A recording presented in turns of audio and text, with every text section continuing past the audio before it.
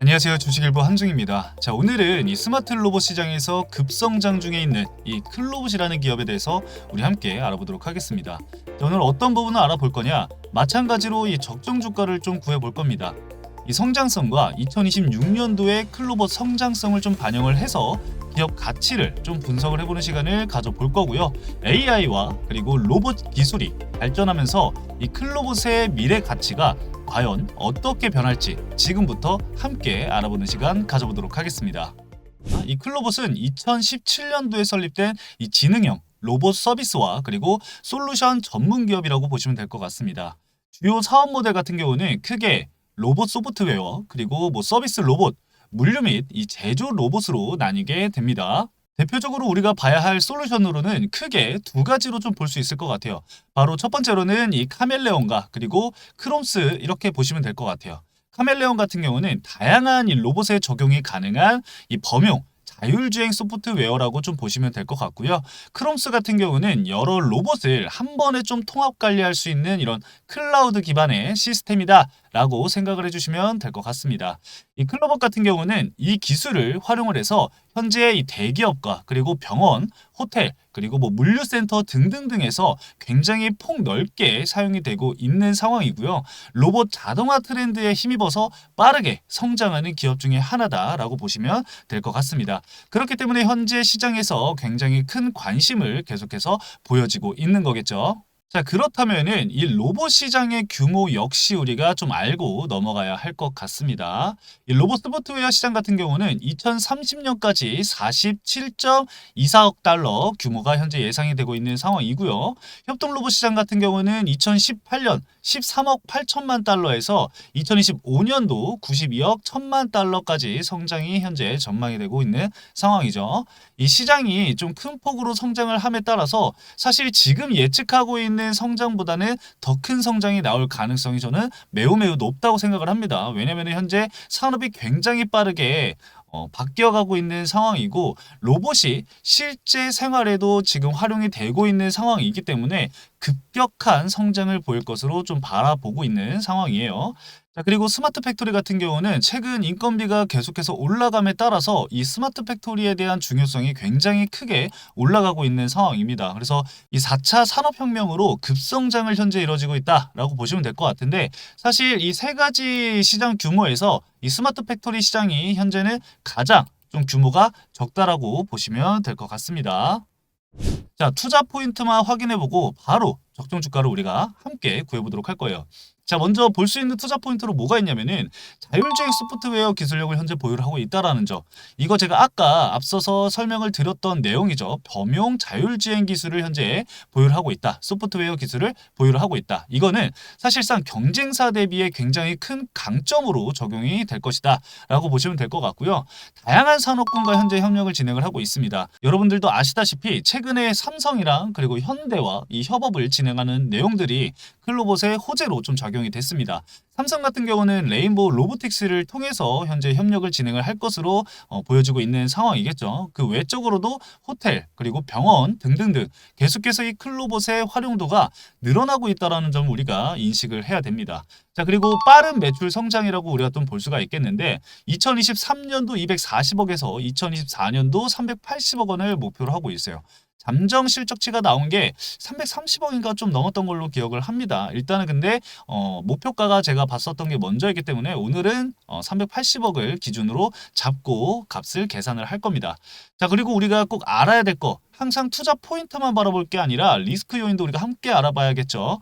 이 경쟁사가 증가함에 따라서 캐파 자체가 좀 작아질 수 있다는 점이 중요합니다. 그래서 현재 클로봇이 진행하고 있는 사업이 어떻게 진행이 되고 있는지를 꾸준히 좀 추적을 할 필요가 있어요. 자, 그리고 이 기술 개발 속도라는 건데 기술 개발을 계속해서 진행하면 어떻게 되죠, 여러분들?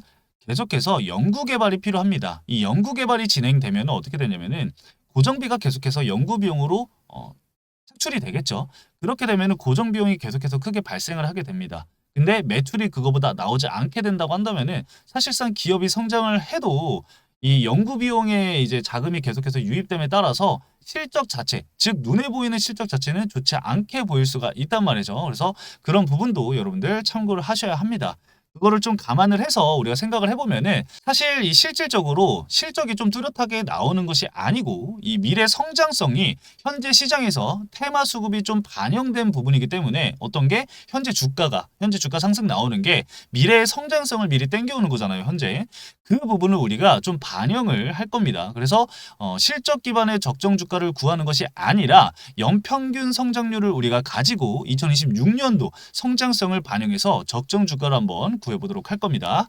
자, PS, 이 매출 대비 시가총액 비율이 적용된 계산식을 반영을 했고요. 연평균 성장률은 30%로 좀 잡았습니다. 이거 굉장히 좀 보수적으로 잡은 거예요, 여러분들. 원래 2023년도에서 2024년도로 넘어간 게 50점 몇 프로인가 성장률이 그렇게 나왔을 거예요. 그래서 제가 원래 40% 정도까지 잡으려다가 현재 시장에서 이미 반영된 부분도 있기 때문에 40%가 아닌 30%로 좀 보수적으로 잡았다라는 점 여러분들 참고해서 봐주시면 좋을 것 같습니다. 자, 2024년도 예상 매출은 제가 아까 380억이다 라고 말씀을 드렸었죠. 그래서 380억 곱하기 1.69를 해줄 거예요.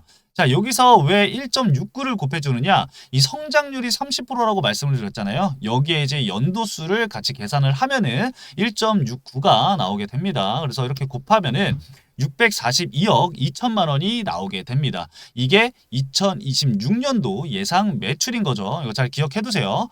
자, 그리고 여기서 상장 당시에 이 시장 평가 가치가 반영된 시가총액이 3,114억입니다. 여기서 이제 나누기 240억을 해주면은 240억은 여러분들 23년도에 매출액인 겁니다. 240억을 좀 해주면은 이 PS 12.975를 구할 수가 있게 됩니다. 이게 바로 매출 대비 시가총액 비율이다 라고 생각을 해주시면 됩니다. 자, 그러면은 앞서 구했었던 26년도 예상 매출인 642억 2천만 원을 PS와 곱하기를 해줄 겁니다. 12.75 이렇게 해주면은 8,332억 원이 나오게 됩니다. 자, 이게 연평균 30% 성장이 지속할 시에 그리고 PS가 떨어지지 않는다는 가정하에 구할 수 있는 이 클로봇의 적정 시가총액이 되는 겁니다. 자, 여기에 현재 주식수를 좀 나누게 된다고 한다면 33,800원 가량이 나오게 됩니다. 자, 정리해 보자면은 연평균 30%의 이 성장률이 지속되고 PS가 12배 이하로 떨어지지 않는다고 한다면은 2026년도 성장률을 반영한 클로봇의 적정 주가는 얼마다? 33,800원이 된다. 이렇게 좀 생각을 해주시면 좋을 것 같습니다. 자, 물론 앞서 말씀드렸던 리스크에 따라서 이 회사 사정이 바뀐다면 그만큼 기업의 가치 역시 바뀌게 되겠죠. 너무나도 당연한 거예요. 이 기업의 가치가 바뀌게 된다면 그만큼 적정 주가 역시 수정을 해야 합니다. 1차적인 목표를 우리가 잡아두고 시장 흐름과 그리고 기업 상황에 따라서 대응 전략을 가져가신다면 남들이 고점에서 물릴 때 나는 고점에서 물리지 않고 남들이 무릎에서 매도를 진행을 할 때 나는 어깨에서 팔 수 있는 그런 매매를 하실 수 있을 겁니다. 어제 금양에 이런 댓글이 좀 달렸습니다. 결국 뭐 아니면 도 아니냐? 이렇게 좀 말씀을 했는데 뭐 주린이도 할 수 있는 말 아니냐? 뭐 이렇게 말씀을 하셨는데 원래 주식은 상승 아니면 하락입니다, 여러분들. 누가 얼마나 그 기업의 가치를 잘 계산을 했고 시장 흐름을 잘 읽고 잘 대응했냐의 차이일 뿐입니다. 제가 이렇게 적정 주가를 계산하면서 여러분들에게 말씀드리는 이유, 여러분들이 이 내용을 알고 있으셔야지 기업의 가치가 훼손이 되었는데 계속 들고 가면서 큰 손실을 보는 그런 불상사를 막기 위함입니다. 이거를 꼭 명심해 주셨으면 좋겠어요, 여러분들. 이 주식시장은 정보가 곧 힘이고 아는 게 곧 힘입니다. 여러분들도 계속해서 제 영상을 저희 주식일보와 함께 한다고 한다면 여러분들도 아는 내용들이 굉장히 많아질 것이고 계산할 수 있는 이 기업들의 가치들이 점점 많아지면서 실질적으로 여러분들이 계산을 하면서 주가에 투자를 할 수 있는 그런 능력까지도 키울 수 있다는 점 참고해 주시면 좋을 것 같습니다. 자, 제가 오늘 준비한 영상은 여기까지입니다. 오늘 영상 역시 여러분들에게 도움이 되셨길 바라면서 오늘 영상 마치도록 하겠습니다. 감사합니다.